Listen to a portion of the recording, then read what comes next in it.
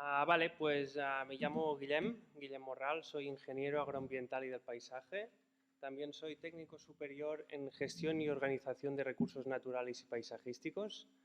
Y como para terminar ya también soy técnico en viveros Sala Graupera. La charla de esta tarde me gustaría que fuera un poco amena. Después de comer es muy duro, ya lo sabemos todos. Así que mi intención es que podáis preguntar en cuanto queréis y en el momento que queréis para hacerlo un poco más ameno y más, más cómodo para todos. Vale. Bien, a los puntos que vamos a tratar un poco muy rápidamente es la historia del vivero, a quién somos, a qué nos dedicamos y cuáles son nuestros principales clientes. Después veremos las medidas que tomamos nosotros como vivero para preservar el medio ambiente en nuestras instalaciones. Luego hablaremos de un tema súper importante, que es lo que nos está haciendo cambiar la filosofía de jardinería estos últimos 10 años y que va a seguir así durante muchos más, que es el tema del cambio climático. Y luego el tipo de jardinería que tenemos que llevar a cabo, pensamos nosotros, para afrontar este cambio climático. Y después un tema ya un poco más de imágenes y tal, que sería el jardín de exposición o experimentación que tenemos en el vivero, que ya os digo ahora mismo que estáis más que invitados al vivero a visitar el jardín, que es un jardín que cada día tiene visitas de técnicos de ayuntamientos, paisajistas, que quieren inspirarse con nuestras especies vegetales. Y luego veremos, bueno, he hecho como una selección de las especies más interesantes que creo que son muy útiles pues para eso, para jardinería sostenible.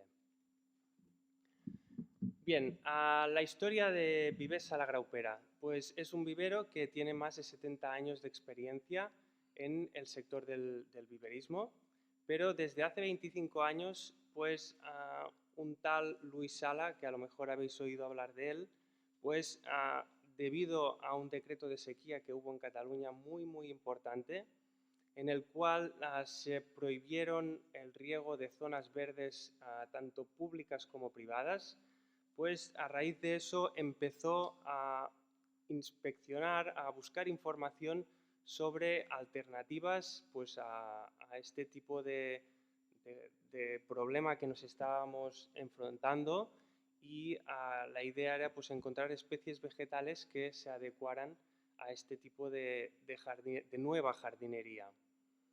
Entonces, pues eso, hace 25 años pues que estamos apostando para esta línea de mercado que creemos y bueno, se está demostrando que cada vez tiene más mercado.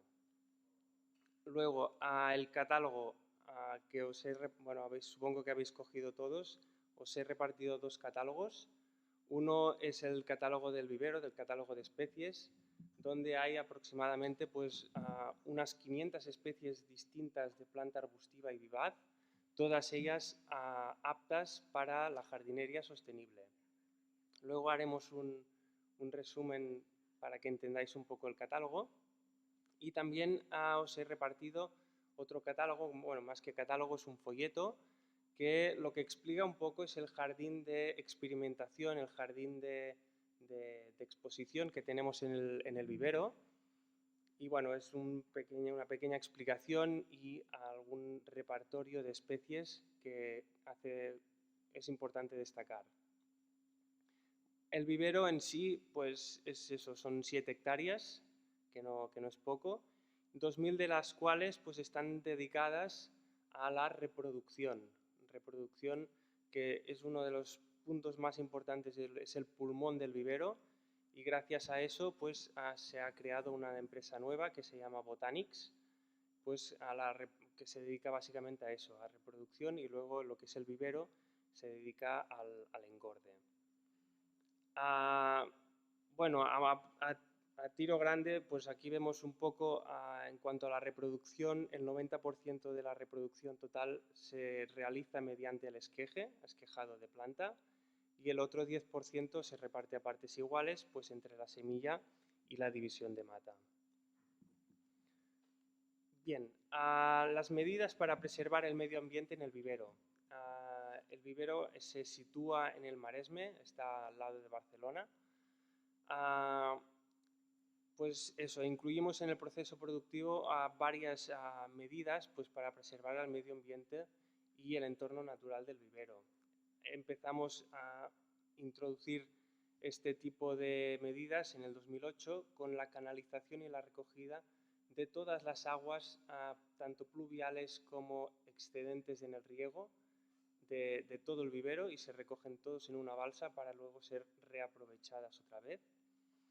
Luego, en el 2014 nos inscribimos en la certificación medioambiental MPS, que es como una marca que te otorga pues, una calificación que va con una letra A, B o C y te dice pues, si eres respetuoso o no con el medio ambiente. Como menor sea la letra, es decir, cuanto más cercana a la A, pues más respetuoso eres con el medio ambiente. En este caso tenemos la máxima calificación.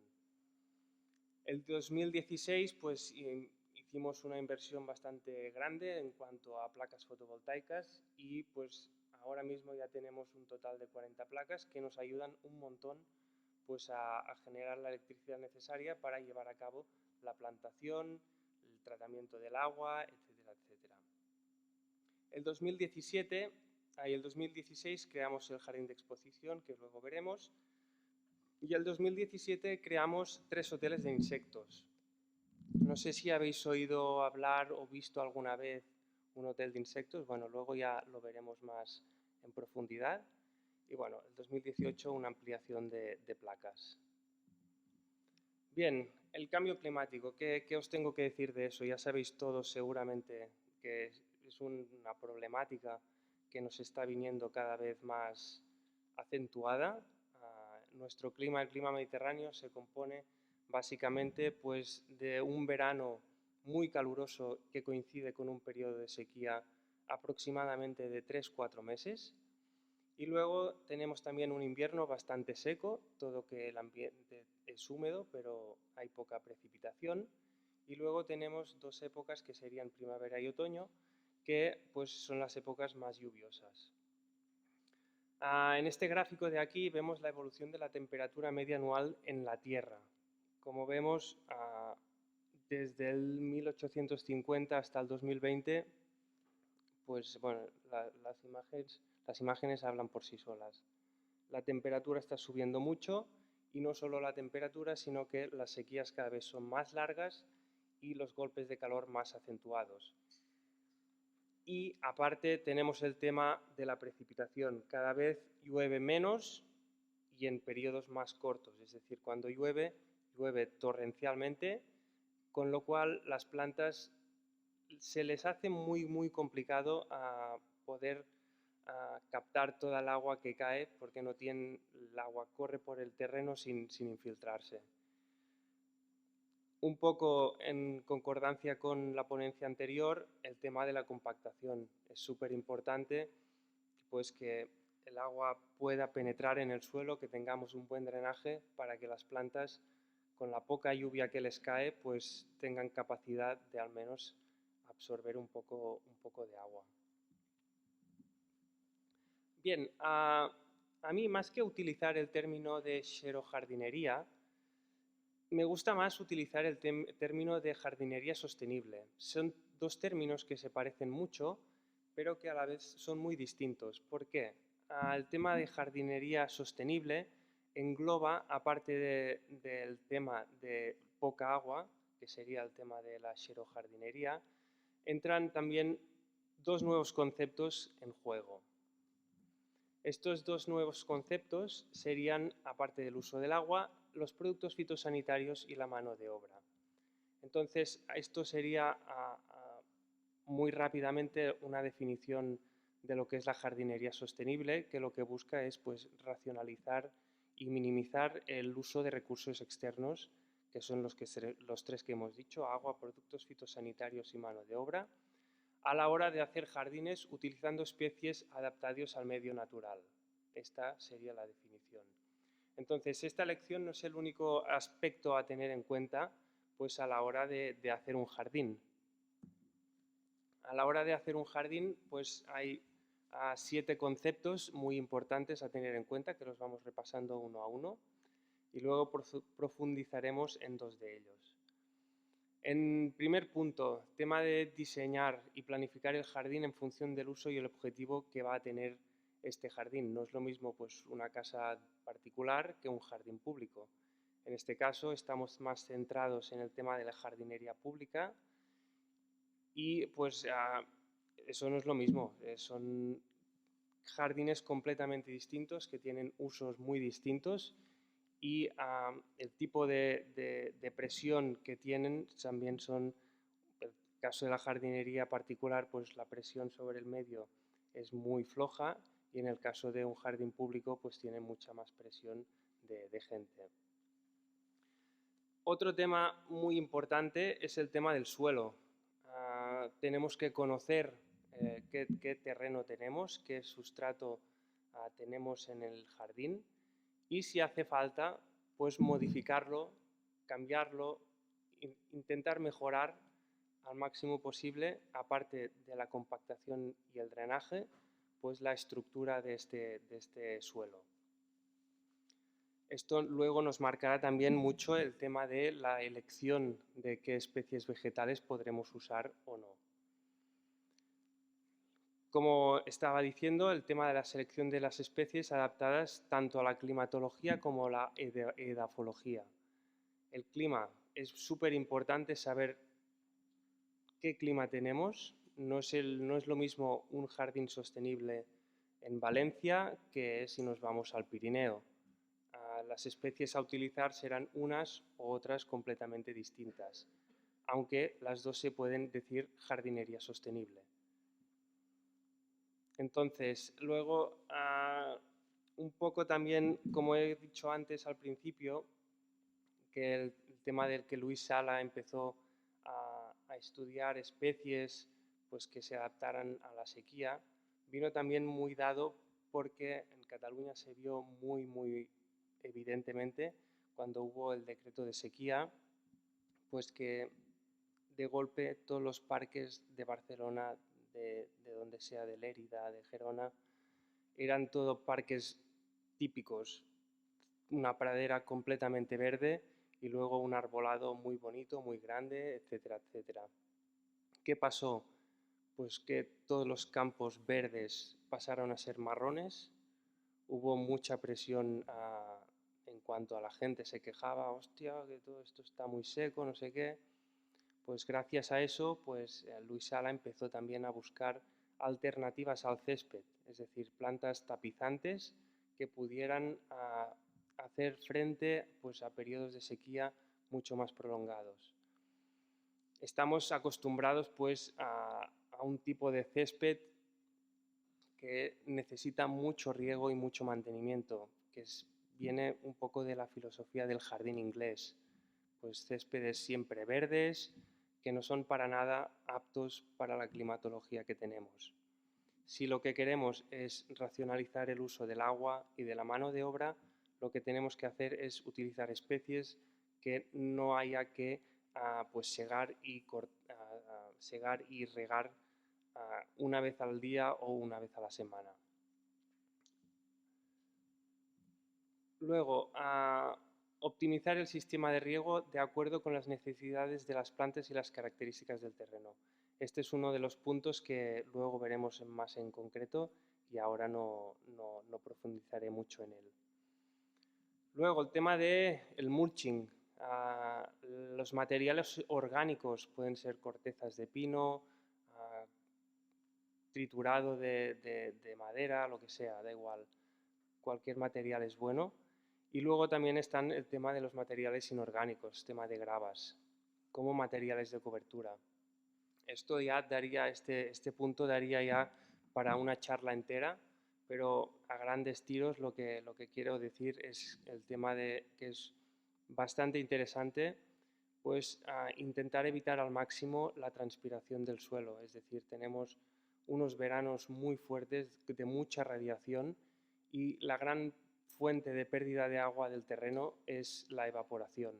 Es decir, las plantas no tienen tiempo de aprovechar el agua que se les va por culpa del calor y de la radiación. Pues gracias a estos materiales de orgánicos o inorgánicos, pues podemos evitar la transpiración del suelo, aparte de que nos evitan la germinación de malas hierbas, que también es un tema súper importante, ya que nos va a reducir muchísimo el tema del mantenimiento. Y también vamos a profundizar luego en la realización de un mantenimiento simple y correcto del jardín. Vale, vamos con el punto número 5 de la optimización del sistema de riego. Lo que me gustaría es que... Espera un momento. Como he dicho antes, si tenéis alguna duda, prefiero que me cortéis y la hagamos, porque si no luego tendremos que tirar para atrás. Riego de implementación. Una vez hemos hecho una plantación, bueno, antes me gustaría antes de hablar de esto, el tema de la implementación es muy importante. Muchas veces está el mundo al revés, pero cuando menos te lo parece es cuando más se vende. Es decir, la primavera tendría que ser una época que está a punto de llegar el verano, pero es cuando la gente se despierta. Dice, ostras, tengo el pueblo muy feo, hay que arreglarlo, viene el verano, todos deprisa y corriendo. Esto es un error, un grave error.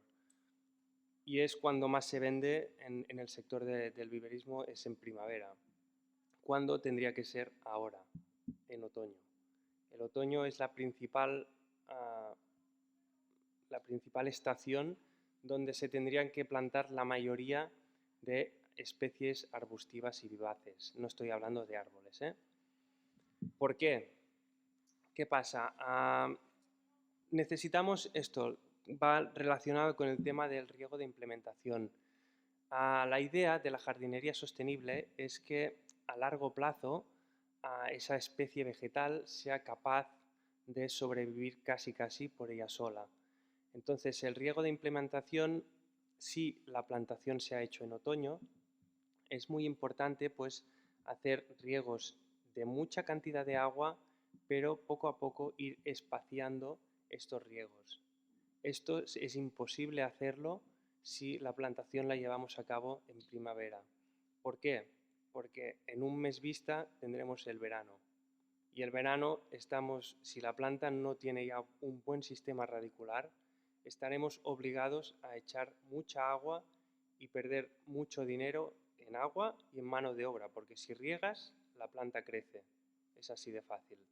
Entonces, el tema del riego de implementación se puede hacer, pero va mucho mejor hacerlo a partir de otoño.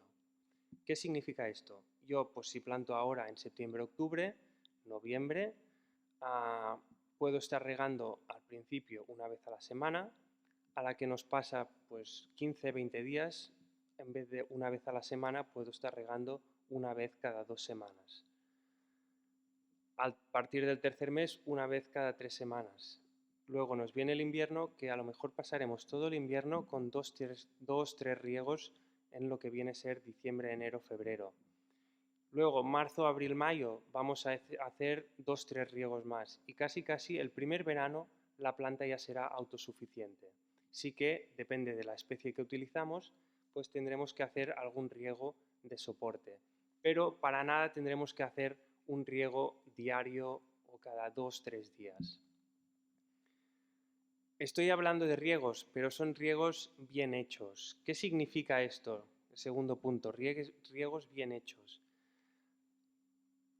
Estamos acostumbrados por cultura, yo creo, a regar poco tiempo y muy cercano en cuanto a periodo. Es decir, regar en plan 20 minutos cada 3 días. ¿Qué hace un riego como este? Lo que hace es que estamos creando un sistema radicular completamente horizontal, paralelo a la superficie del terreno. ¿Qué pasa? Si tenemos un fallo de programador o un despiste, la planta se nos va a la mierda en 2, 3, 4 días máximo. Si lo que estamos haciendo es hacer riegos bien hechos, es decir, mucha cantidad de agua y espaciada en el tiempo, lo que estoy creando es un sistema radicular completamente vertical y en perpendicular al terreno. Lo que hacen las raíces es buscarse la vida. Van a capas freáticas más profundas y de este modo, si un día tenemos un fallo de programador, la planta casi no se dará ni cuenta, porque el agua, la planta ella misma va a buscarse la vida a capas más profundas. De este modo, pues es lo que es un riego bien hecho, es decir, espaciado en el tiempo y el día que se riega, cantidades de agua bastante importantes. Lo que sería, por ejemplo, en un techline, que estaréis más que acostumbrados a regar, supongo que vuestros parterres de este modo, pues sería perfectamente un riego de 6-7 horas el día que riego. Esto, lógicamente, depende mucho del tipo de terreno que tengamos. Si tenemos un terreno muy arenoso, este terreno nos va a permitir pues, hacer este riego continuo, es decir, hacer un riego pues, de 6-7 horas continuamente. Si lo que tenemos es un terreno con mucha arcilla, esto nos va a ser un poco más complicado, pero se puede hacer igual. Es decir, tendremos que hacer periodos de riego más cortitos, dejando un espacio entre riego y riego. Es decir, regar 1 hora, dejar secar 2, regar otra hora, dejar secar 2, regar otra hora, dejar secar 2. De este modo empaparemos perfectamente pues 50-60 centímetros de terreno, que es lo importante, lo que queremos regar. Con riegos de 20 minutos cada 3 días estamos mojando solo 10-15 centímetros de terreno. Lo ideal sería que, como técnicos de ayuntamiento que sois, pues antes de dar la orden de regar al chico que tiene que hacer esta función, pues hacerle ver qué tipo de terreno tenemos. Es decir, hacer un riego de 1 hora y hacer una calicata, es decir, con una pala de recortar, hacer un agujero en el terreno y veréis perfectamente dónde ha llegado el riego, con tan solo 1 hora de riego. Y os sorprenderéis vosotros también. Con 1 hora de riego no has regado más de 10-15 centímetros de terreno. Y si lo que queremos es regar los 50-60 centímetros de terreno, que es donde tienen que estar las raíces, es cuando veréis que necesitáis 5, 6, 7 horas de riego continuas. El tema de regar cuando sea necesario. ¿Son útiles los programadores? Bueno, este tema es un poco ya más complejo en cuanto a jardinería pública, ya que tener un técnico que sepa regar cuando es necesario es muy complicado. Lo fácil es poner un programador y decirle al técnico, pues mira, rígalo una vez al mes o una vez cada 15 días y ya está. Pero si esa planta no es necesaria regarla, ¿por qué la tenemos que regar? Estamos tirando el agua. Vale, lo que tenemos que hacer es ver si la planta necesita ser regada. Y si no es necesario regarla, no regarla. Uno de los puntos que la jardinería sostenible intenta minimizar es el tema de los productos fitosanitarios. La lucha biológica en agricultura y espacios verdes es el conjunto de recursos biológicos para la prevención, reducción o eliminación de las plagas, insectos, ácaros, enfermedades de las plagas, de las plantas, etc. Cada vez, por suerte, se está haciendo mucho trabajo en cuanto a control biológico, tanto en planta vivaz arbustiva como en arbolado.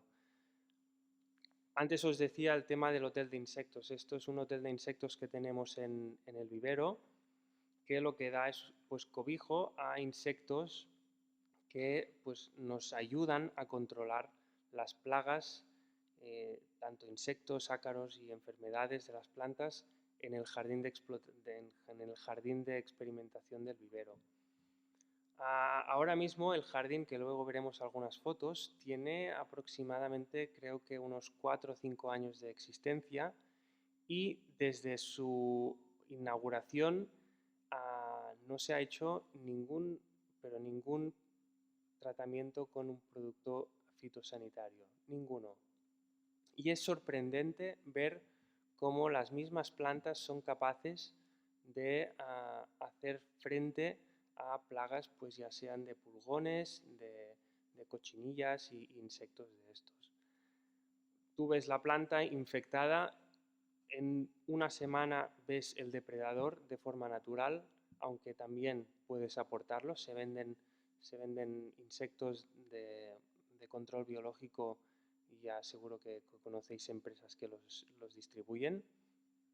Y nada, en 2 o 3 semanas más esta plaga ves cómo desaparece por completo. Y el tema de la mano de obra, el otro gran punto a tratar de la jardinería. Perdón, dime.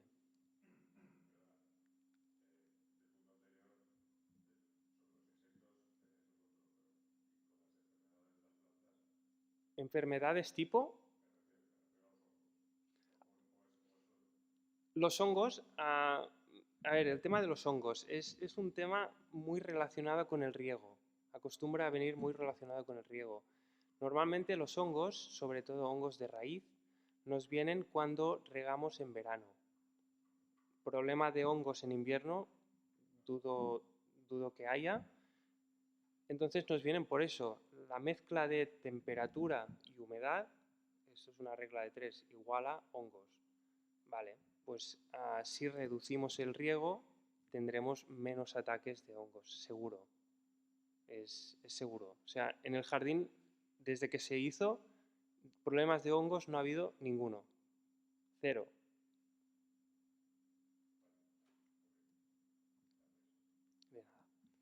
El tema de la mano de obra que estábamos comentando, antes ya lo he dicho un poco, el tema de que si no regamos y abonamos tanto el jardín, el tema del abono también es un tema, estoy haciendo un paréntesis, las plantas no necesitan ser abonadas cada año.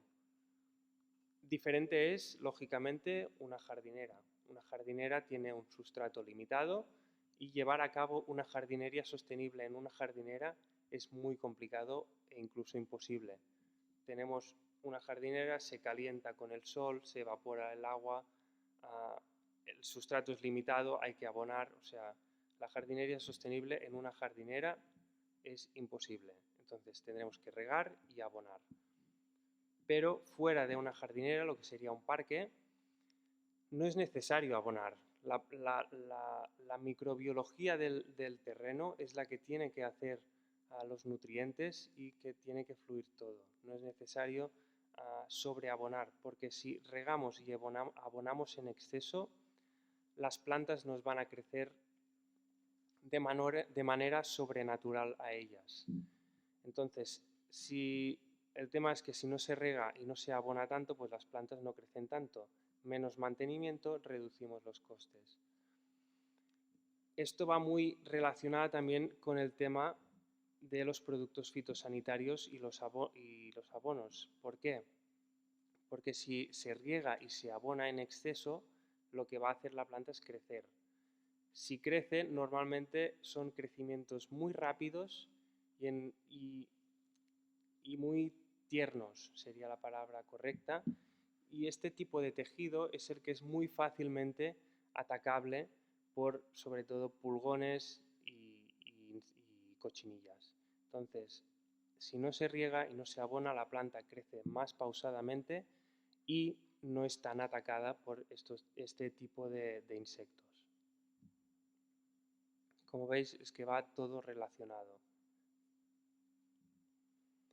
Bien, esto vamos a hablar ahora un poco del jardín de experimentación. Como os he comentado al principio, tiene aproximadamente 4 o 5 años de existencia. Se hizo coincidir la inauguración del jardín con un Viridalia. Un Viridalia, bueno, es una jornada de puertas abiertas de los viveros en Cataluña. Y pues quien os decía antes, el Luis Sala, pues desde hace 25 años que llevaba a cabo en su cabeza pues la creación de un jardín experimental, un jardín de exposición en el vivero, pero nunca se llevó a cabo y gracias a un relevo generacional pues se llevó a cabo este jardín y la verdad es que fue un acierto 100%. Estamos aprendiendo un montón de este jardín, aparte al mismo tiempo nos ayuda pues a que nuestros clientes, que sois principalmente vosotros, ayuntamientos, pues se hagan ideas de cosas que pueden hacer. Ya veis, jardines súper bonitos, con casi nada de agua y con muy poco mantenimiento. Este es un esquemita de lo que es el jardín. Tenemos dos parterres, el 1 y el 2, que son dos parterres de autor, es decir, son dos paisajistas muy colaboradores con nuestro vivero. Uno es Fernando Lafuente y el otro es Mercè Trias. Bueno, son dos paisajistas bastante importantes en Cataluña. Bueno, el único requisito que les dimos era la utilización de la planta de nuestro vivero. Y luego pues hicieron, por ejemplo, Mercè Trias, este parterre de aquí con Perovskias, Hemerocallis, alguna Achillea, Filicaricoides, Nepeta, este tipo de plantas, pues hizo un parterre muy curioso y bonito. Bien, el número 3, el parterre número 3, es uno de los que a mí personalmente me gustan más, ya que es el parterre de la sequía. Es decir, hicimos una selección de las especies más resistentes de nuestro catálogo y las agrupamos todas en el parterre número 3. No sé si conocéis a Olivier Philippy. ¿Habéis oído hablar de él alguna vez? Bueno, os lo cuento rápidamente. Olivier Philippy es un viverista del sur de Francia que tiene un vivero y bueno, viene a ser como un poco el crack de la jardinería sostenible porque ha hecho varios libros que os recomiendo mucho su lectura porque son muy interesantes. Pero ha hecho un catálogo de especies donde ha categorizado a todas sus especies del catálogo con un código de sequía. Este código de sequía va del 1 al número 6, siendo 1 las especies que aguantan un mes de sequía y hasta 6, que son las plantas que aguantan hasta 6 meses de sequía. Pensaros que 6 meses de sequía, bueno, a partir de 5, está considerado ya ser un clima desértico. Aquí, Cataluña, Valencia, toda la cuesta del mar Mediterráneo, más de 4 meses de sequía continuada no acostumbramos a tener. Es decir, en este parterre número 3 plantamos todas aquellas especies resistentes a 5 y 6 meses de sequía. Es decir, han tenido su riego de implementación y nunca jamás se han vuelto a regar.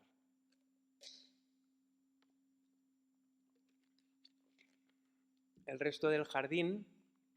Perdón, dime. Sí, el nombre del viverista francés es Olivier Philippy. Lo que comentaba, el resto del jardín se riega puntualmente. Tenemos un jardinero contratado que lleva a cabo el mantenimiento del jardín y eso sí, ahora mismo no hay mucha coherencia, o sea, el jardín no está estructurado en cuanto a sectores de riego, sino que es un jardín que no se ha hecho ningún sistema de riego automático. El riego se lleva a cabo con manguera, ya que hay mezcla de necesidades hídricas. Es muy importante en cuanto a jardinería pública, pues hacer los jardines agrupando las especies agrupar las especies en cuanto a requerimientos hídricos. A este jardín, al no estar montado de este modo, pues tenemos una persona encargada que va regando las especies que lo requieren y solamente en el momento que lo requieren. El parterre número 4. El parterre número 4 que encontramos aquí en medio, pintado de azul, es el parterre de las salvias. Las salvias es uno de los géneros de plantas más importantes, yo creo, en la jardinería pública, ya que son un tipo de plantas, la verdad que son geniales, florecen un montón. Luego encontraremos, creo, alguna foto de salvias. Aquí, estos son las salvias. Hay rojos, azules, rosas, naranjas, hay infinidad de colores de salvias y todas ellas cumplen los mismos requisitos, pocas necesidades hídricas y muy fácil mantenimiento.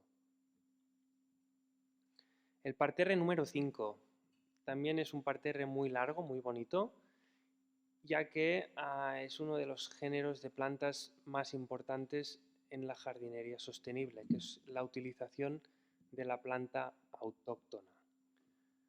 La jardinería sostenible por eso también da la bienvenida a la planta alóctona, es decir, planta de otros continentes, pero que también, como sabréis, el clima mediterráneo no solo lo tenemos aquí, sino que el sudoeste de Australia, alguna zona de California, México, Sudáfrica, bueno, casi todos los continentes del mundo, una parte del continente tiene el mismo clima que tenemos en nuestra región, en la región mediterránea. Entonces, las especies que son autóctonas de esas zonas, aquí son alóctonas. Significa que tendrían que ir bien, ¿de acuerdo? Pero hay que tener una cosa súper en mente, que es el tema de las plantas invasoras. Una planta puede ser invasora o no en una zona o en otra. Es decir, una planta australiana donde está es autóctona, con lo que no se puede hablar de que sea invasora. Pero si la llevamos aquí y esta planta no está actualmente en nuestra región y se comporta de forma invasora, esto es un problema. Entonces, directamente, cuando hacemos importación de nuevas especies, están en cuarentena, digamos, durante 2-3 años. Estas especies las probamos, miramos que no se comporten de forma invasora y luego empezamos el tema de la reproducción y luego la posterior comercialización. Es decir, desde que una planta nueva entra en el vivero hasta que se vende, pueden pasar perfectamente 4 o 5 años sin problemas. Lo que os decía, el parterre número 5 está dedicado exclusivamente a las plantas autóctonas, es decir, las plantas de la región del mar Mediterráneo. El parterre número 6, que es este más apartado a vuestra derecha, es uno de los parterres que nos está dando más juego, que es el tema de las especies alelopáticas. Bien, las especies alelopáticas, por si no sabéis de qué va el tema, son aquellas especies que evitan la germinación de malas hierbas a su alrededor. Eso no significa que sean plantas herbicida, es decir, yo si tengo un campo lleno de malas hierbas y pongo una especie alelopática allí, no me va a matar todas las plantas de su alrededor. Lo que evitan es la germinación de malas hierbas debajo suyo. Significa esto que si hacemos un buen marco de plantación y cubrimos al 100% el terreno del jardín, en un periodo no muy lejano no vamos a tener problemas de malas hierbas. La alelopatía viene dada básicamente por la descomposición de hojas secas debajo de la planta. Uno de los géneros más importantes de plantas alelopáticas son los cistus, por ejemplo, las estepas. Los cistus son plantas de hoja perenne, pero que anualmente renuevan sus hojas. ¿Qué significa esto? Pues que año a año van renovando las hojas y las hojas caen al suelo. Estas hojas empiezan procesos de descomposición y es durante este proceso que se liberan las enzimas alelopáticas, que lo que hacen es evitar la germinación de malas hierbas. ¿Qué pasa si el jefe de la brigada de jardinería manda a los jardineros a limpiar una zona, que van con el rastrillo y sacan toda la hojarasca que hay debajo de las plantas. Eso es fatal. Es decir, aparte del mulch natural que nos está dando, que hemos comentado antes, reservorio de humedad, nos está sacando la propiedad alelopática de la planta. Es decir, si sacamos la hoja, en 15 días vamos a tener un germinado debajo de la planta brutal, todo verde, debido pues, al haber sacado estas hojas. Si no las sacamos, la hierba no sale.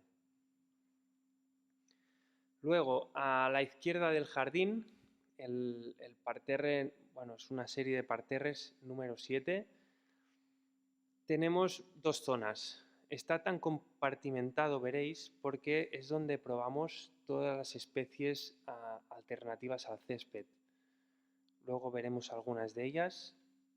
Y también el número 7, más tocando ya la pared, tenemos, luego veremos alguna foto, un muro vegetal. El muro vegetal, pues el vivero está en pendiente y tiene todo un muro, y en las esquinas de las piedras veréis que hemos hecho unas plantaciones. Nada, se hicieron plantaciones a partir de alveolos muy pequeños, de 2-3 centímetros de diámetro de alveolo, y con 2-3 riegos de implementación ya veréis que el resultado ha sido mejor de lo que nos esperábamos de un buen inicio, ya que más del 80% de las especies sobrevivieron con tan solo 2-3 riegos de implementación. Bueno, ahora veremos unas cuantas fotos. El tema del jardín de autor. Este es el de la Marsetrías y este parterre, el del Olivo, es el del Fernando Lafuente. Aquí vemos el hotel de insectos y la parte de debajo del hotel de insectos es el parterre número 3, que es el de la planta más resistente a la sequía. Y luego donde vemos los Echinus mole es el parterre de las plantas autóctonas, y a la izquierda de todo vemos el Ginkgo biloba de forma piramidal, que es el parterre de las plantas alelopáticas. Bien, los objetivos del jardín, como os he comentado, es principalmente coger ideas, es decir, que técnicos de ayuntamientos vengan a nuestro vivero y se hagan ideas de composiciones de flores. Tenemos también todo un camino con distintas texturas de gravas para hacer caminos y dar contraste con las plantas. Y luego también coger ideas del posterior mantenimiento de las plantas. Esto ya es un tema un poco más complicado, más complejo, que es el tema del mantenimiento de este tipo de jardines, ya que lo que se intenta siempre es tener, a la hora de hacer un diseño de este tipo de jardín, lo que se hace es un calendario de floraciones. Lo que se intenta es escoger especies de tal modo que tengamos floraciones repartidas durante todo el año. Que esto, pues como ayuntamiento, creo que es súper importante, ya que no queremos que el jardín solo esté bonito en primavera, sino primavera es muy fácil, casi todo florece, pero encontrar flores en pleno verano, en pleno otoño o en pleno invierno ya es un pelín más complicado. Y luego esto va muy relacionado con el tema de las podas. No se puede podar igual un arbusto que florece en invierno que uno que florece en primavera o en otoño. Entonces las épocas de actuación, de mantenimiento del jardín van a ser completamente distintas. Luego, otro objetivo muy importante es el tema que para nosotros el tema de la experimentación y la innovación en el campo de la jardinería sostenible. Estamos continuamente intentando buscar nuevas especies que puedan satisfacer vuestros requisitos, y pues eso, una continua experimentación del departamento de I+D, que pues lo que intenta es encontrar más especies que puedan cubrir las necesidades de todos los clientes.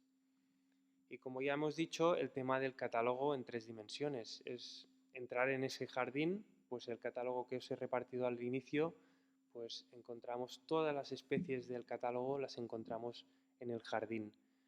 De este modo, es que es muy fácil ir a internet y buscar una planta, pero es que no te haces la idea de cómo es hasta que no la ves en directo. Luego, el tema de los marcos de plantación. Ahora me gustaría hacer una referencia al catálogo que tenéis antes de entrar en las zonas del jardín.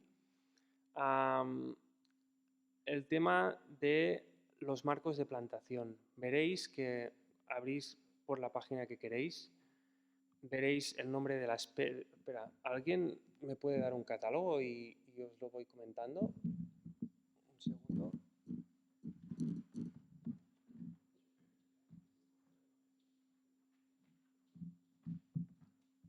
Vale, si abrimos por cualquier página, encontraréis el nombre botánico de la especie, luego la familia, el origen. Bueno, esto es información bibliográfica que es interesante, pero luego empieza ya la información técnica.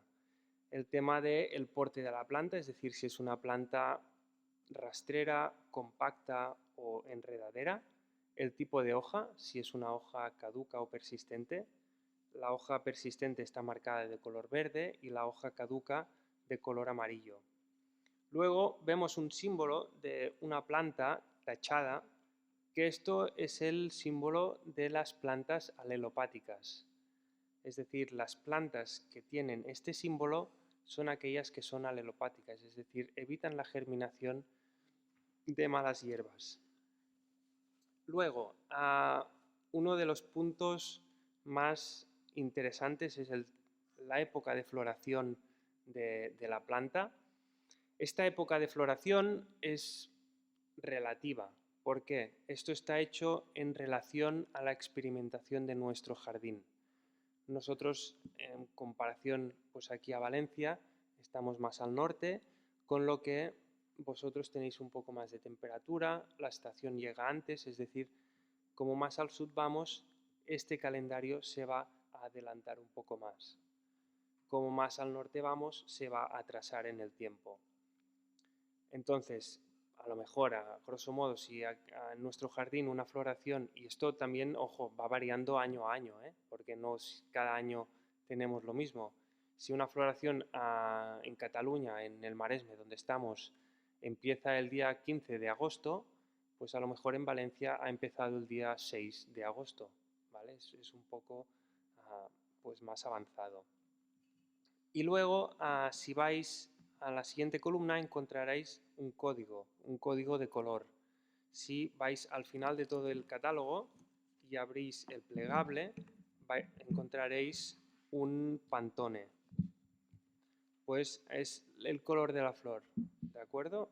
Por ejemplo, yo tengo abierto ahora por la página número 10 y tengo Armería Marítima y me dice que es del color 11A. Voy al número 11, luego sigo la letra A y me dice el color de la flor.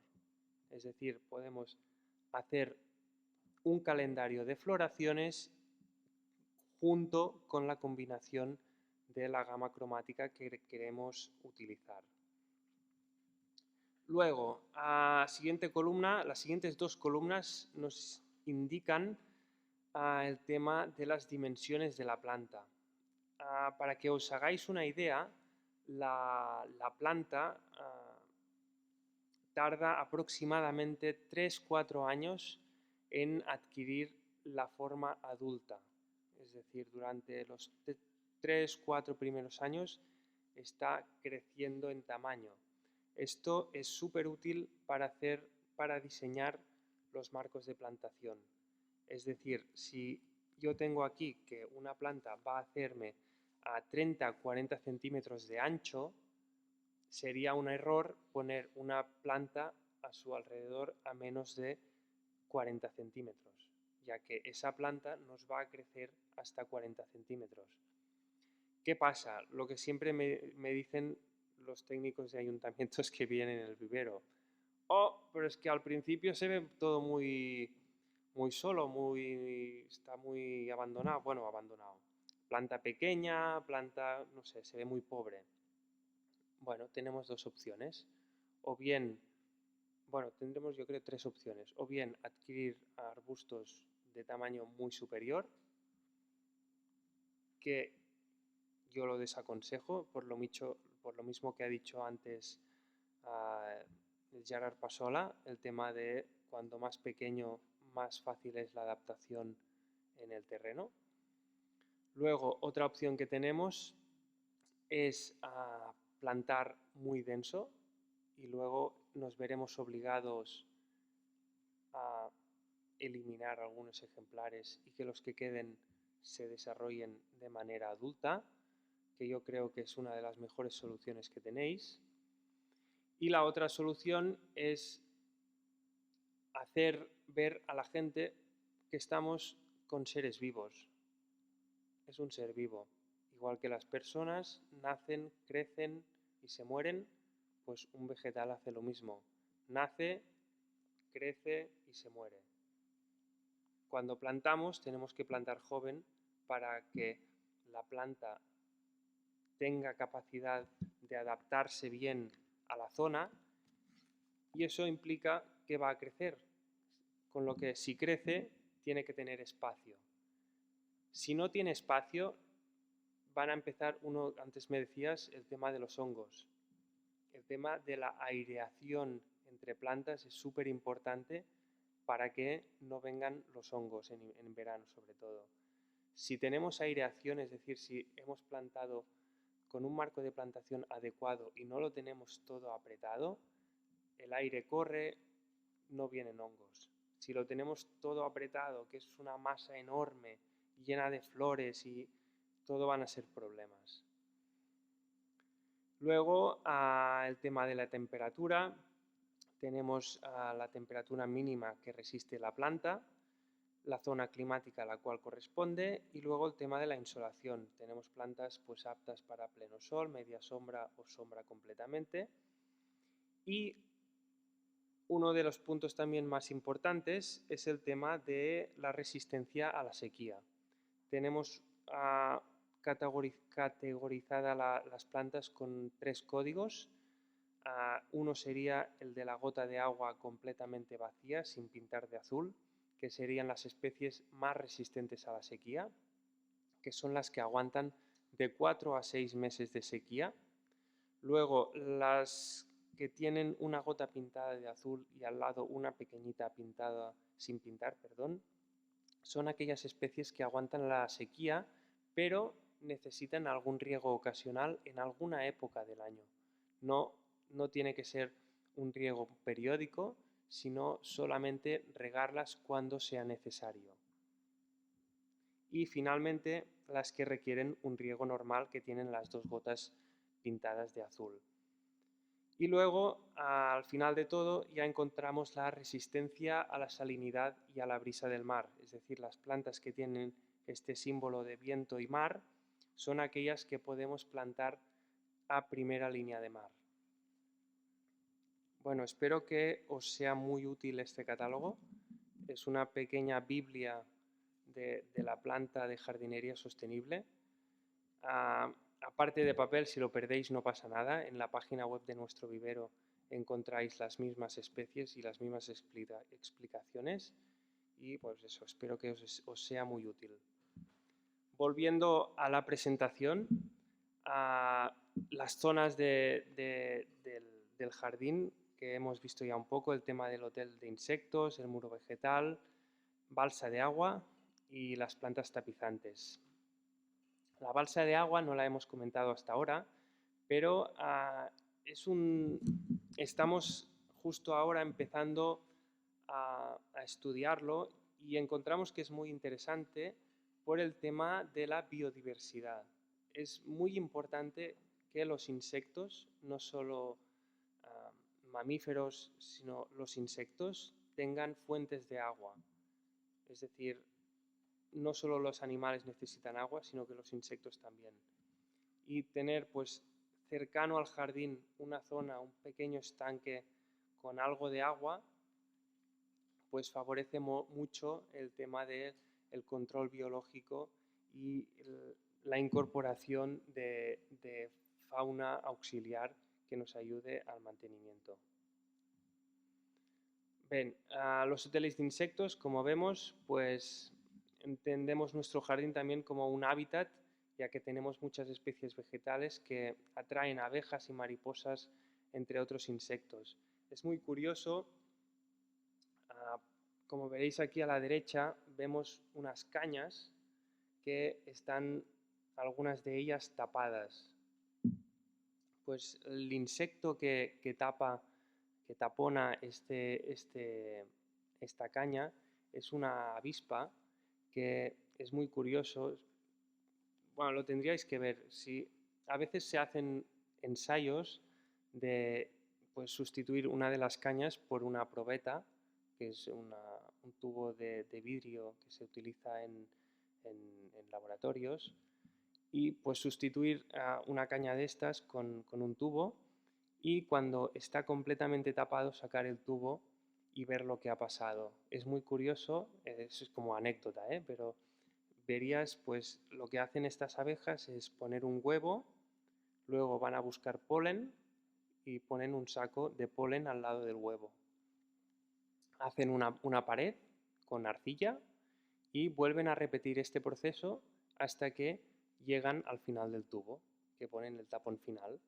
Entonces, cuando llega la primavera, ves pues cómo van saliendo las crías de la abeja, es muy chulo. Incluso aquí en uno de los tubos se ve un culo de una de las avispas. ¿Lo veis, no? Aquí. Este de aquí. De arriba. Y los otros ya están todos tapados y esperando pues a que llegara la primavera. El tema que os he comentado antes del muro vegetal. Como veis, es impresionante cómo en una pared sin riego pueden crecer plantas pues fantásticas con floraciones preciosas y muy longevas en cuanto a floración. Y luego a la parte de abajo de este muro tenemos los distintos parterres de plantas alternativas al césped.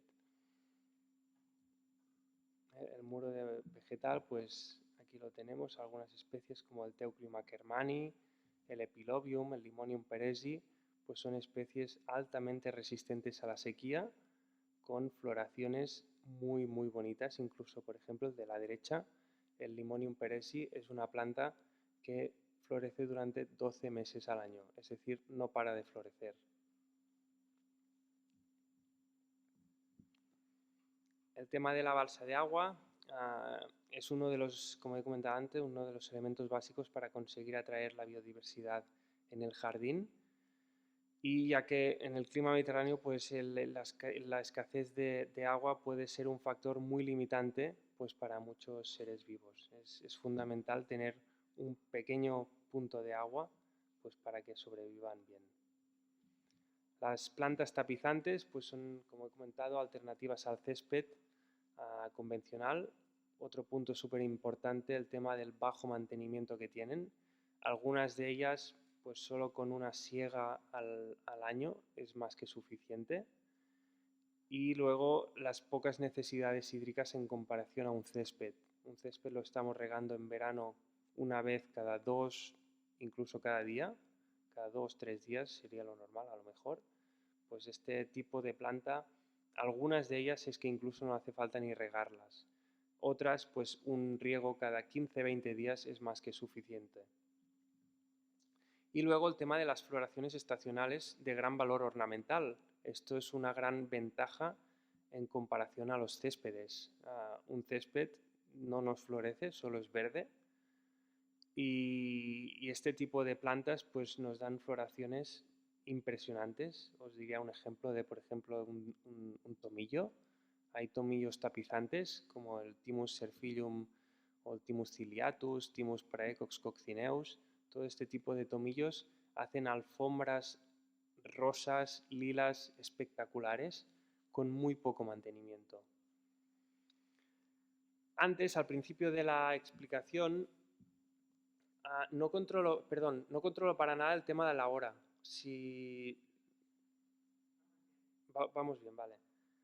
La época de plantación de este tipo de planta tapizante es muy distinta a lo que es una planta arbustiva y vivaz. Hemos dicho al principio que una planta arbustiva lo ideal es plantarla en otoño, ya que durante otoño, invierno y primavera nos estará desarrollando un sistema radicular muy potente para hacer frente al primer verano. Una planta tapizante es un error plantarlo en otoño. ¿Por qué? Porque lo que nos interesa es cubrir el terreno lo antes posible, es decir, no tener el terreno virgen durante tanto tiempo para evitar que sea colonizado de malas hierbas. Entonces, una planta tapizante, bajo todo pronóstico, es imprescindible que sea plantada en primavera. De este modo, con los primeros calores, la planta empezará a crecer de su parte superficial. Eso sí, el primer verano tendrá que tener un apoyo de riego constante, un riego cada 4, 5, 6 días, depende pues, de la pluviometría, de la nubulosidad, de todos estos factores que influyen en la evaporación del terreno. Pero si plantamos en primavera, enseguida nos va a colonizar todo el terreno y la germinación de malas hierbas va a ser mucho menor, con lo que nos ahorraremos pues, mucho mantenimiento y un mantenimiento complicado, ya que es una extracción completamente manual de las hierbas, porque un césped sí que es verdad que podemos jugar a lo mejor con los herbicidas selectivos de hoja redonda, hoja ancha.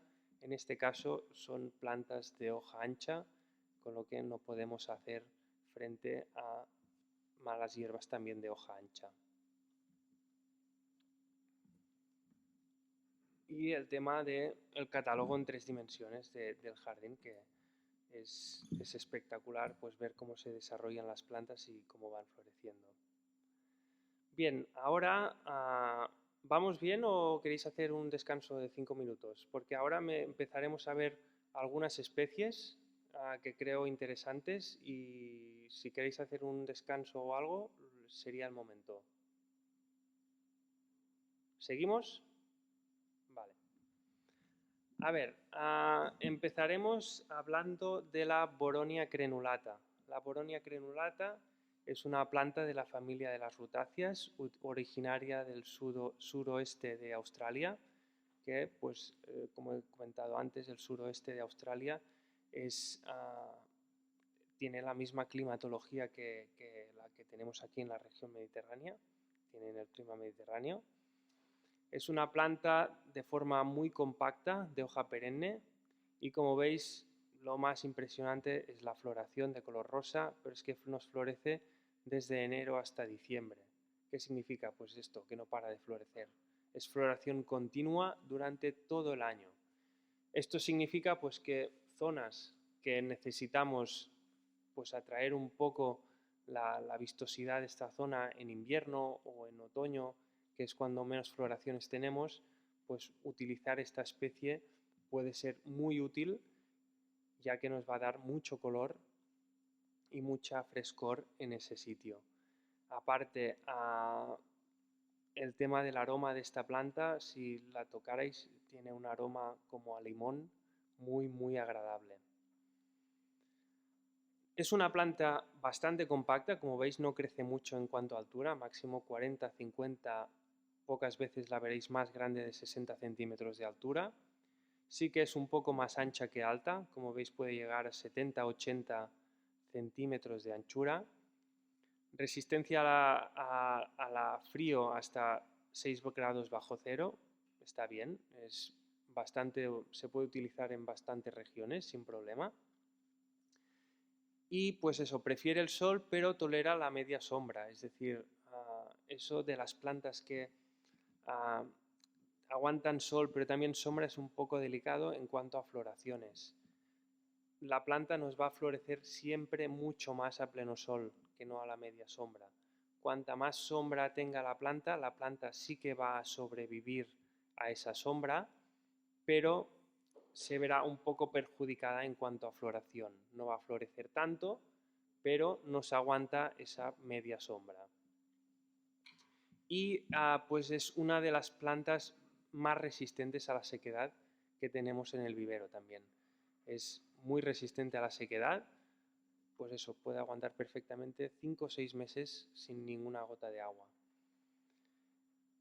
Un indicador de que estamos llevando una mala gestión del agua, esta planta sería una indicadora de una mala gestión del agua, ya que si detecta un exceso de esta, lo que vemos en sus hojas es que queda completamente amarilla. Es decir, si vemos la Boronia crenulata de hojas amarillas, significa que hay un exceso muy elevado de agua.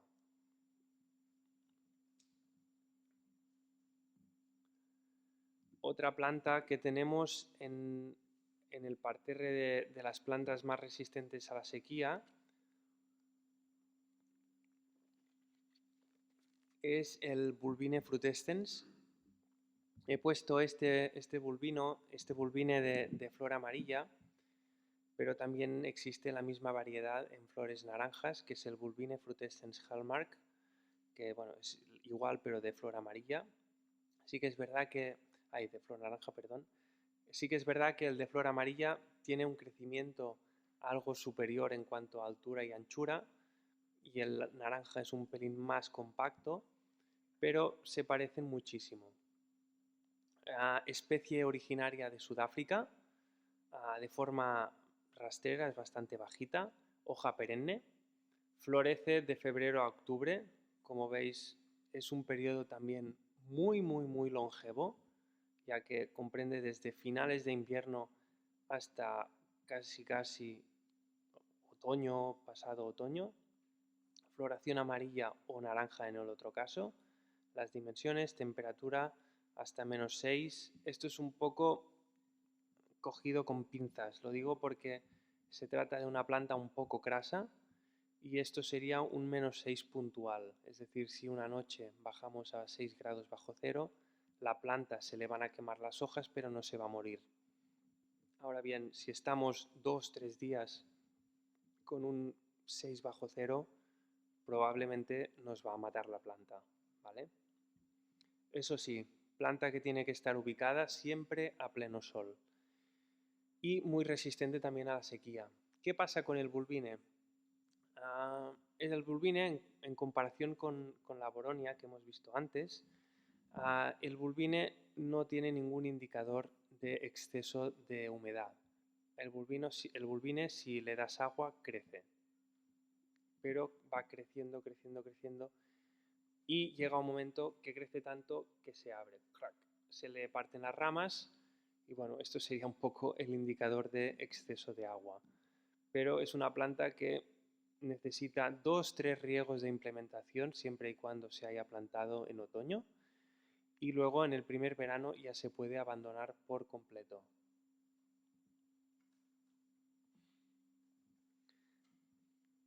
Bien, otra especie muy interesante es la Centaurea cineraria, ya que pues no solo hace falta jugar con las flores en el jardín, también podemos jugar con los colores de las hojas, crear contrastes con distintas tonalidades de verdes, pues también tenemos hojas de color blanco. En este caso, pues la Centaurea cineraria es una planta de esas que nos da mucho contraste en cuanto a hoja. Planta también de hoja perenne, florece en abril, julio, es una floración ya un poco más comprimida en el tiempo, pero también os diría que no es una planta que nos interese tanto por la floración, ya que es una floración poco vistosa, no muy bonita, es como la flor de un cardo, pero aquí lo que nos interesa es el color de la hoja, básicamente. Es una planta que nos da mucho contraste también a pleno sol, y de temperatura ya veis que es súper resistente al frío, hasta 12 grados bajo cero. Y también es una de esas plantas que si las riegas en exceso tiende a crecer muchísimo. Es una planta que de forma natural, si se riega muy poco, pues no pasa de 60 a 80 centímetros tanto de altura como de anchura, pero si se riega puede llegar a 80, 90, 1 metro de altura, y luego si se quiere rejuvenecer esta planta es muy complicado, ya que enseguida queda seca por dentro. Al tener tanta vegetación queda completamente seca de dentro, y si cortas con rama ya muy gruesa, le es muy complicado rebrotar. Si cortas a rama finita, no tiene ningún problema en rebrotar, pero es eso, si pecamos de exceso de agua, nos va a ser una planta un pelín complicada de gestionar. Una planta que también nos da mucha floración, sobre todo en invierno. Como veis, florece de enero a abril, es decir, empieza a florecer casi cuando ninguna flor en el jardín, no hay ninguna flor en el jardín. Florece de un color rosado con unas rosas así muy pequeñitas. Es una planta también muy aromática. Se parece bastante en cuanto a hoja a un Juniperus, para que os hagáis una idea. Una hoja así como de espina, muy cortita, muy bonita, muy aromática, también huele a limón. Es una planta compacta, perenne, altura 60-80, nos hace unos cojines muy elegantes que se mueven con el viento. Al ser una planta, ya veis, originaria de Sudáfrica, ya pecamos un poco en cuanto a temperatura, solo aguanta hasta 5 grados bajo cero, pero bueno, esto en la zona valenciana no hay ningún problema en utilizarla. Eso sí, plantada siempre a pleno sol. Esta de aquí es la Filica ericoides. Para mí es una de las mejores plantas que tenemos en el vivero. Es una planta de la familia de las Rhamnáceas, originaria también de Sudáfrica. Como veis, todas las plantas sudafricanas tienen en conjunto la misma, más o menos entre -5 -6 grados centígrados de resistencia al frío. Todas ellas, las sudafricanas, más o menos aguantan lo mismo. Empieza a florecer ahora, en otoño, y luego está floreciendo durante todo el invierno hasta llegada la primavera.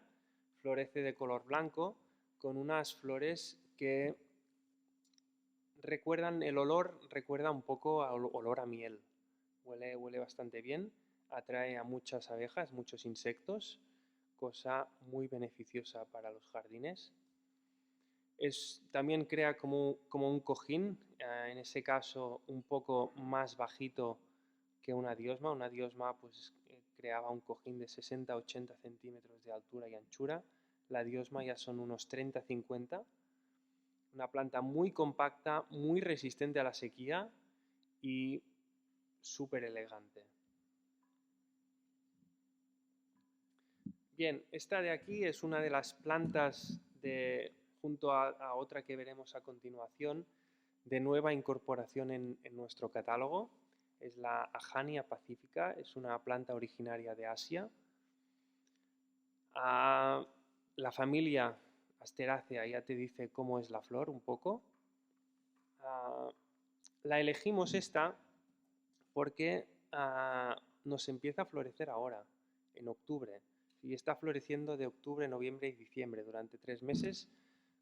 El arbusto queda completamente amarillo, y la elegimos por eso, porque es una planta que florece en una época del año que teníamos un poco de escasez de floraciones, y pues es esto, es resistente a la sequía, no muy resistente a la sequía como una Filica ericoides o una Centaurea cineraria, pero con algún riego durante el verano nos aguanta perfectamente. También es una planta muy compacta, como veis, máximo de altura unos 30-40 centímetros de altura, y de anchura 40-50. Y en cuanto a temperatura ya veis que es súper resistente al frío.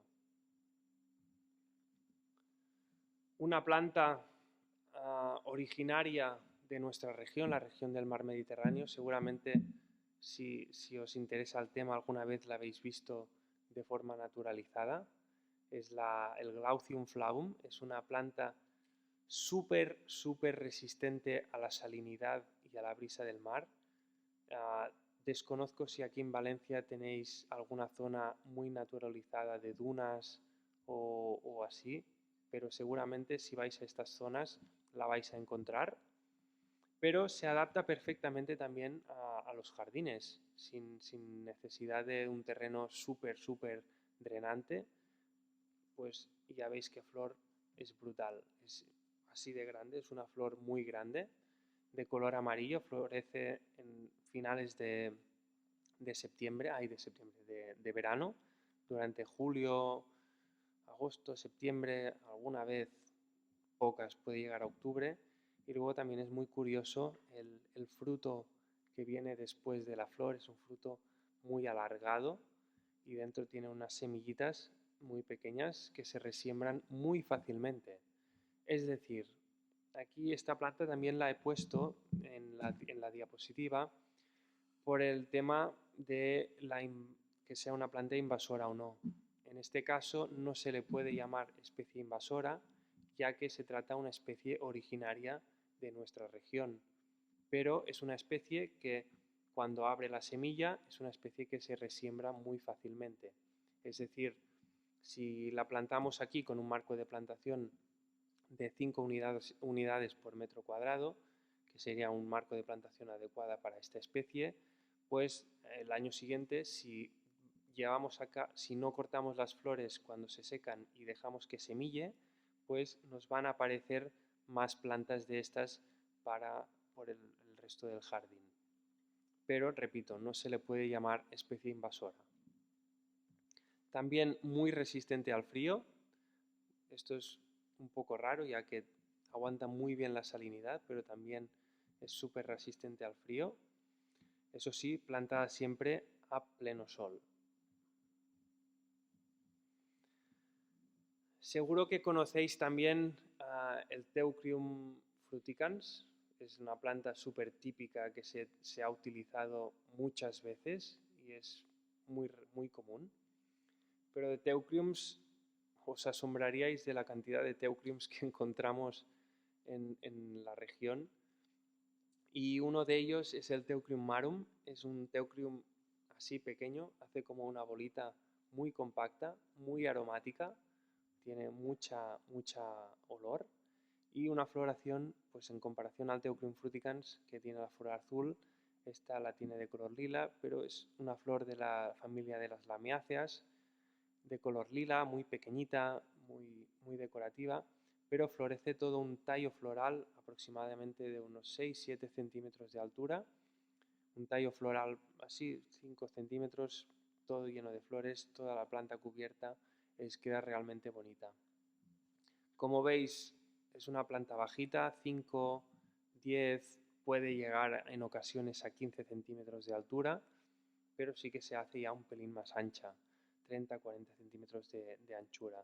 También, como todos los Teucriums, súper resistente al frío y también muy resistente a la sequedad.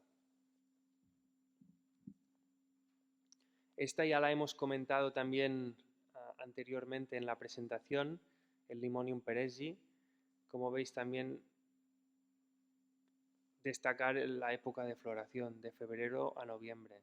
Se está máximo un mes y medio sin flor, pero es que no es que esté sin flor, porque si le dejas la flor seca, es que, a ver, ¿cómo os lo explico? La flor de esta planta, ¿veis los pétalos blancos? Pues esto es la flor. Lo de color lila es el cáliz, lo que aguanta la flor. Entonces, el cáliz de la planta cuando está seco es lila también. Quiere decir que a lo mejor no tenemos floración, es decir, no vemos los pétalos de color blanco, pero seguimos teniendo el cáliz. Es decir, seguimos viendo el color lila de la flor. No muy resistente al frío, como veis originaria de las Islas Canarias, es una planta de allí, con lo que en cuanto a temperatura nos deja solo utilizarla en lo que sería la región más costera de la península, pero bueno, hasta -3, -4 puntualmente puede aguantar. Y también siempre plantada a pleno sol. Esta planta nos puede presentar algunos problemas de hongos, como decíamos antes, si se riega en exceso durante el verano. Es propensa a quedar completamente frita si se riega. Es decir, es una planta que allí en las Canarias pues se ve de forma natural. Y allí en las Canarias, en el monte, no va nadie a regarlas. Pues aquí en nuestros jardines las tenemos que tratar igual. Hacer el riego de implementación para que la planta se enraice bien, pero una vez hecha la implementación no es necesario volver a regar en exceso esta planta. De este modo no vamos a tener ningún problema en cuanto a hongos. Luego, una planta que nos da ya bastante más estructura. Como veis, las dimensiones de la planta en cuanto a altura ya son algo superiores, 100-150 centímetros de altura, y de anchura también puede llegar perfectamente a 1 metro. Es el Leucophyllum frutescens, variedad Green Cloud. Hay 3 Leucophyllums más en el catálogo, veréis el Leucophyllum frutescens y luego también el Leucophyllum lachmaniae. Todos ellos son muy distintos. El Leucophyllum frutescens, sin ser variedad Green Cloud, tiene las hojas completamente blancas y la floración de color rosa. El Leucophyllum frutescens Green Cloud, que es el que tenemos en la diapositiva, tiene las hojas de color verde y las flores de color lila. Y luego hay el Leucophyllum lachmaniae, que tiene las hojas como de un color verde amarillento y las flores también son de un color rosa liláceo. He querido destacar este ya que es un poco el más ornamental, el que más se usa. También florece a finales de verano y bastante resistente al frío también, y ser una especie originaria del desierto de Texas, en México, pues lo que te dice esto también es que es una planta de desierto. Los desiertos, pues durante el día tenemos temperaturas súper altas, pero luego las noches también son muy frías. Pues lo que te dice el -10 es esto, es decir, es una planta de desierto, originaria de Texas, muy resistente a altas temperaturas, pero también a muy bajas temperaturas. Lo que no le gusta a esta planta es mezclar bajas temperaturas con altos niveles de humedad. Si pasa esto en invierno, lo que provoca a esta planta es una defoliación. Básicamente quedan 4 hojas a las puntas de las ramas y se comporta casi como una planta de hoja caduca. Pero si tenemos un invierno no muy húmedo, más bien seco, permanece de color verde durante todo el año. Y también pues resistente a la salinidad. La salinidad, eso significa que la podemos poner a primerísima línea de mar. Bien, en cuanto a tapizantes, el catálogo de tapizantes tiene a lo mejor unas 20-25 variedades distintas de planta y he seleccionado esta de aquí, la Dimondia margaretae. Es bueno, la flor ya veis, os dice un poco la familia de las asteráceas, originaria de Sudáfrica. Como os he dicho ya, nos indica, es un indicador de resistencia al frío en cuanto a temperatura -5, -6. Floración bastante longeva, todo que... ¿Qué pasa con esta planta? Va floreciendo durante todo el año, pero luego tiene un boom de floración, sobre todo lo que es en primavera. Pero luego, si vas a ver ahora la planta, alguna flor vas a ver. Es una tapizante brutal, o sea, tiene un recubrimiento del terreno del 100%. No deja ni 1 centímetro cuadrado sin planta, muy densa. En ese caso no hace falta ni siega queda completamente pegada al suelo sin necesidad ni de siegas, ni escarificados, ni abonados, riegos, como veis, bastante resistente a la sequedad, pero requiere algún riego ocasional, sobre todo en verano.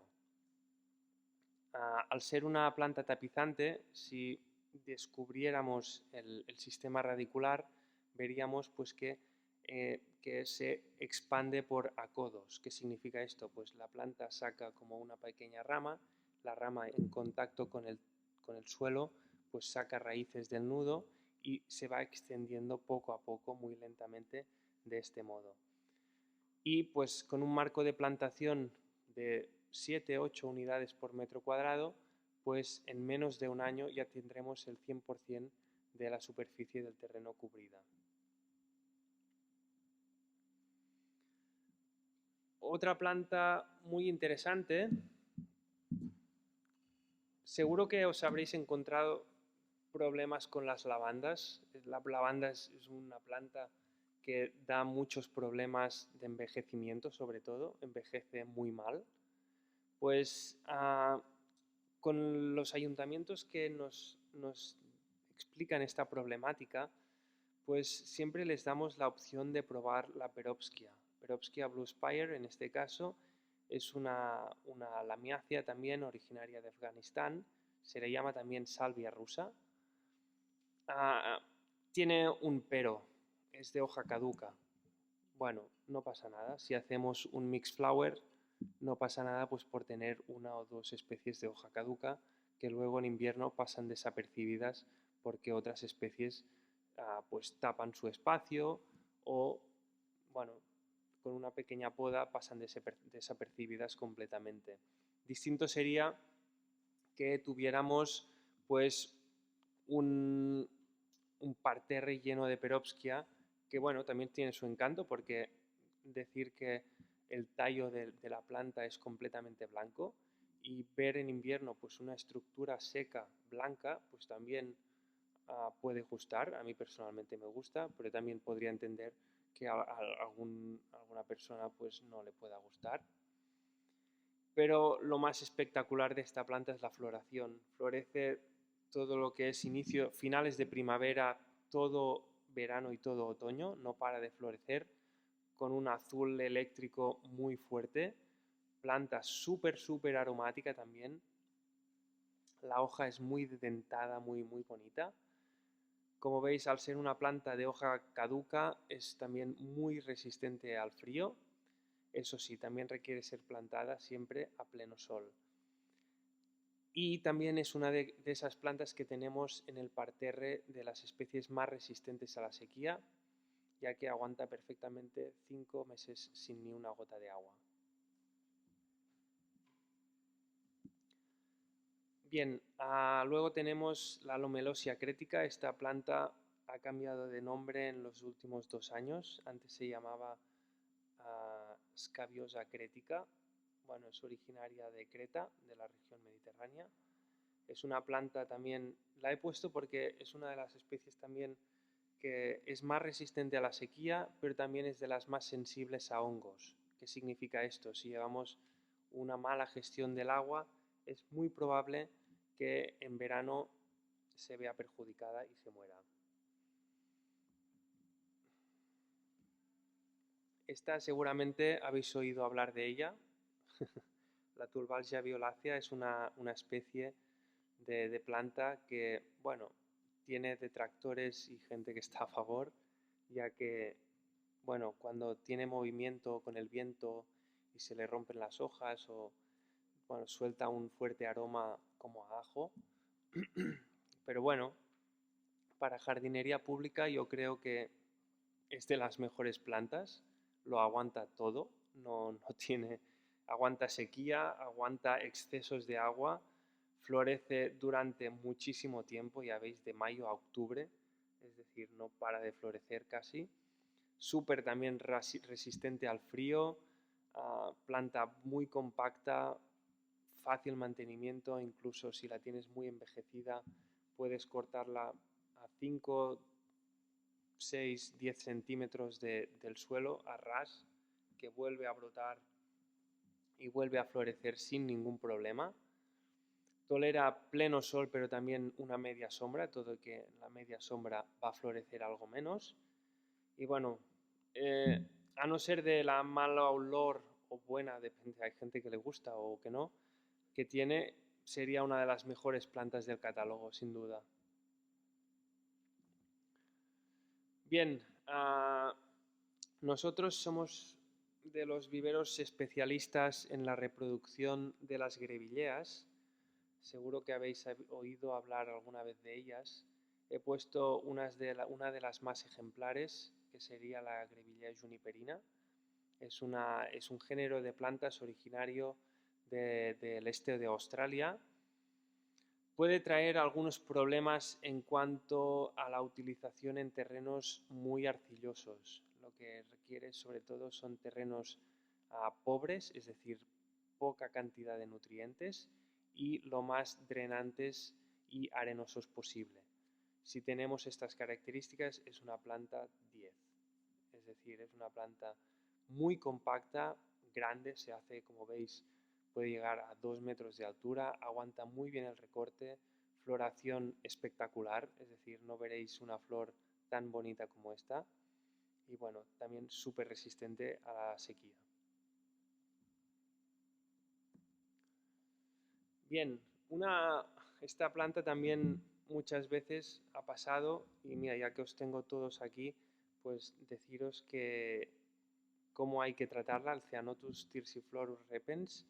Bueno, Ceanothus todos son originarios de California, desierto de México. Lo mismo que he dicho con el Leucophyllum, mucha resistencia al frío y mucha resistencia a la sequedad. Esta planta, si la plantas en primavera, es muerte segura. Es decir, no aguanta para nada los riegos en verano. Si la riegas, se muere. Si no la riegas, vive. Es así de fácil. Pero, no sé por qué, pero la gente esto no lo entiende. Y la gente está acostumbrada a regar, la riegan y la matan.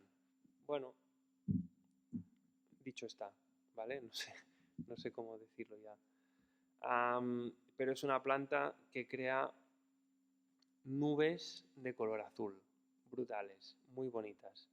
Una planta, en este caso el Ceanothus thyrsiflorus repens, es más ancha que alta, es decir, como veis, puede llegar a hacer 1 metro 50 en 3, 4 o 5 años.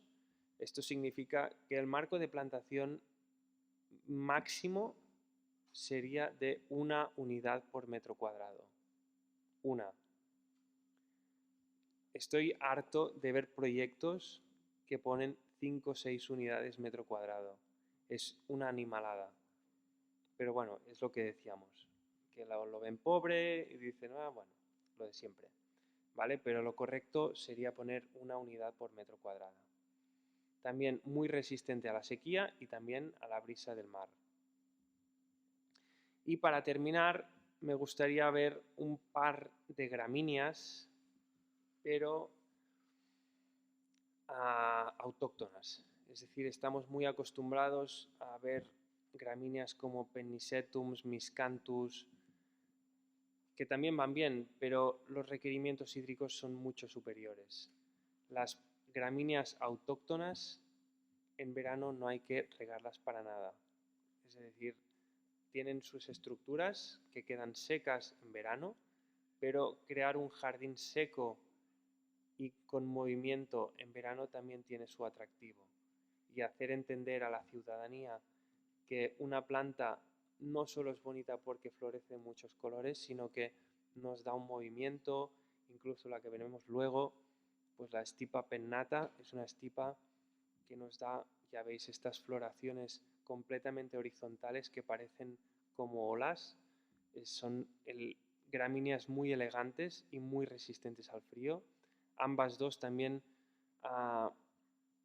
de floraciones de verano, florecen las dos en verano y pues eso, en invierno quedan secas, pero luego en primavera vuelven a brotar sin ningún tipo de problema.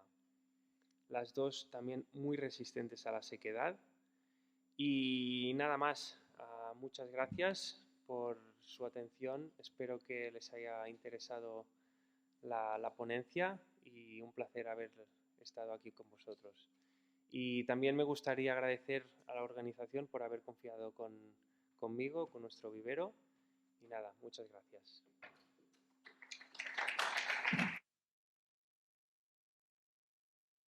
Aquí, dime.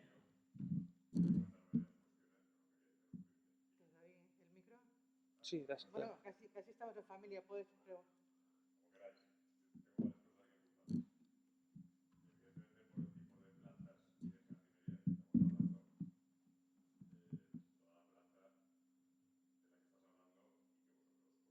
Uh-huh.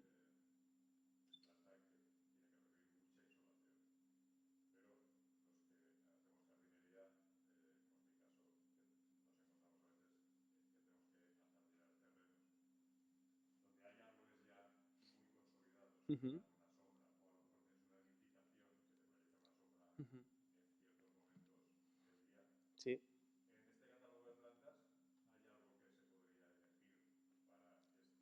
Sí, sí, sí, sí. Si abrís el catálogo veréis que hay bastante especie de sombra. Bueno, bastante no, hay menos que de sol, lógicamente, porque la gama de sol es muy, muy diversa. Pero sí hay planta. Lo que al tema de la planta de sombra, llevar a cabo también un jardín muy, muy seco con planta de sombra es muy complicado, ya que la planta de sombra acostumbra a requerir un poquito más de agua. Esto no significa tampoco que tengamos que llevar a cabo 1, 2, 3 riegos semanales, no, para nada. También se pueden llevar a cabo un riego cada 2, 3 semanas sin problema, eso sí, un riego bien hecho. Pero hay mucha planta, iresines, plectranthus, nefrolepis, alguna agapanthus, liriopes, ophiopogons, hay mucha planta muy utilizada en zonas sombrías y en zonas de sombra lo que también es más complicado es conseguir floraciones. Conseguir floraciones es muy complicado, hay muy pocas floraciones espectaculares en cuanto a vista de planta de sombra, pero lo que se tiene que hacer es jugar mucho con tonalidades de hoja. Por suerte, en planta de sombra hay muchos matizados, incluso hojas completamente rojas, púrpuras, amarillas. Hay mucha tonalidad de hojas y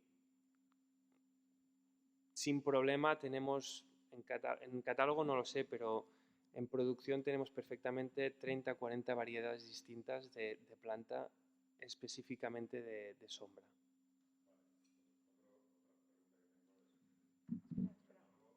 Para que te puedan oír todo.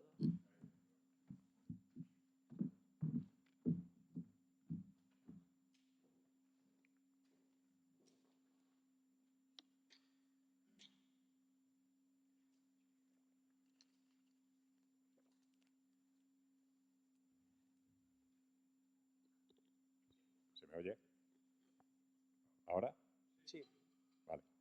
Bueno, bien, decía, otra pregunta que tengo es, en el catálogo no aparece el formato de cultivo que vosotros suministráis. ¿Es en alveolo? ¿Es en contenedor pequeño? Entiendo que es todo.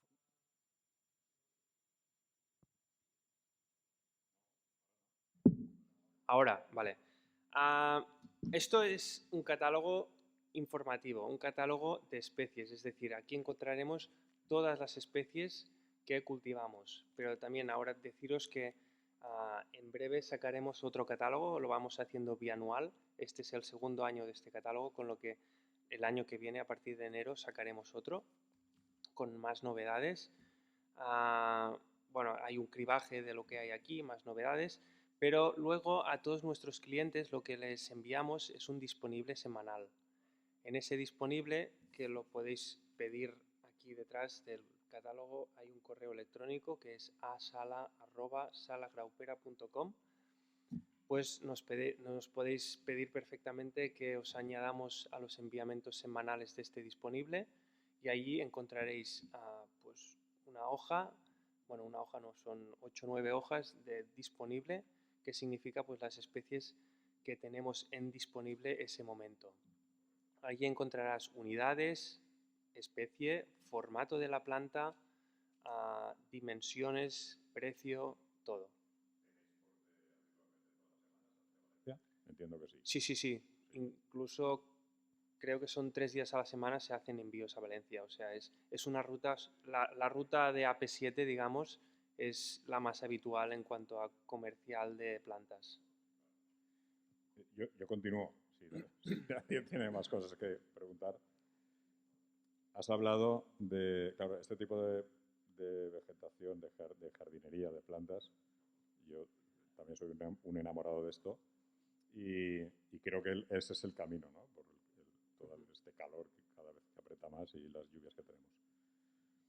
Lo que pasa es que yo creo que en el sentir general de la población este tipo de jardines todavía no está como muy introducido quiero decir, no sé, al ciudadano de a pie posiblemente le presentas algunas de estas plantas y la primera impresión que tienes es que es una mala hierba, ¿no? Así, prefieren, ¿qué te diré yo? Una hortensia bien bonita, ¿no? En el mes de mayo, que si le presentas una jara en flor. Entonces entiendo que también es una pelea vuestra, aparte de nuestra, para concienciar a la gente de que este tipo de jardín es lo que tenemos que ir trabajando, ¿no? Sí, correcto. Ya he dicho al principio de la presentación, llevamos 25 años picando piedra. No son pocos, pero yo creo que al menos lo que estoy yo viendo en la zona donde estamos nosotros, lo que es Maresme, Barcelona, Cataluña en general, la jardinería pública apuesta 100% por este tipo de planta ya. Es decir, es un tipo de planta que no hay ayuntamiento que no utilice. Claro, entiendo que esa labor en tu zona es una labor que lleváis haciendo vosotros también desde hace muchos años. Día a día, sí. Lo que pasa, aquí, por ejemplo, las brigadas de jardinería en los ayuntamientos de los pueblos, cuando llegan a un parque, lo primero que hacen es soplar hojas, limpiar hojas y eliminar el mulching, Sí.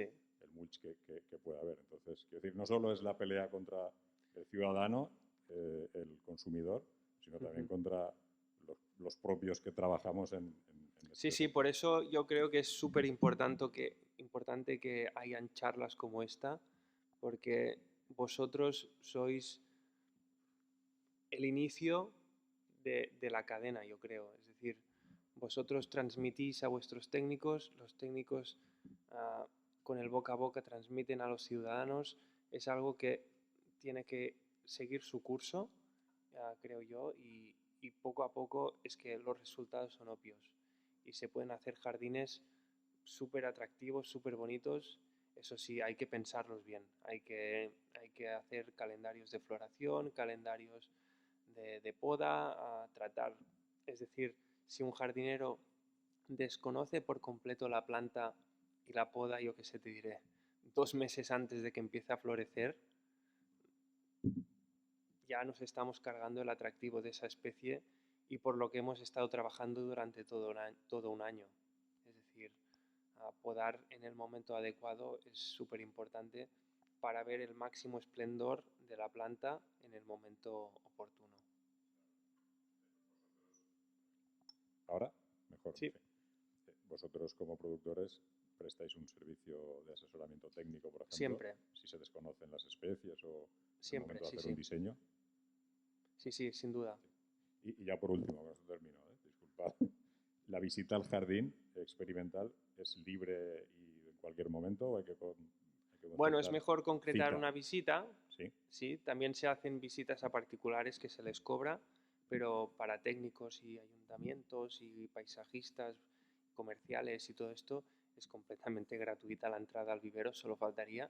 Y no solo se enseña al vivero, sino hay el jardín, sino que se enseña todo, sistema productivo, especies. Pues ya es una visita muy completa que estáis más que invitados a visitarnos y a venir en el vivero porque creo que también es muy interesante que veáis pues cómo se producen las plantas y ver las técnicas de cultivo para llegar a término, llegar pues a ver una planta en un 2,5 litros, por ejemplo, y ver que y entender pues que el por qué esa planta vale ese dinero, porque hay un trabajo de reproducción, Una planta, por ejemplo, una planta vivaz puede tardar 3-4 semanas en enraizar, pero una planta arbustiva, como la que veíamos al inicio, la Boronia crenulata, no os engañaré, se está 6 meses para echar raíces.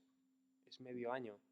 Más, luego medio año más en una yogurtera pequeña y luego un año más en un 2,5. Es decir, para que vosotros compréis una Boronia en un 2,5, esa planta ya lleva 2 años en el vivero. Pues llegar a entender eso no es fácil. Muchas veces digo, oh, que la planta es muy cara. Bueno, sí, hazla tú, ¿sabes? Quiero decir, no es fácil y verlo es bonito también. Muy bien, pues yo no tengo nada más. Muchas Gracias, Guillem. gracias. Gracias. ¿Alguien tiene una pregunta más?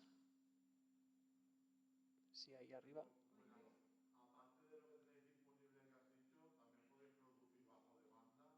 Lógicamente sí, hacemos programaciones, incluso se programan obras y se hacen encargos bajo pedido sin problema.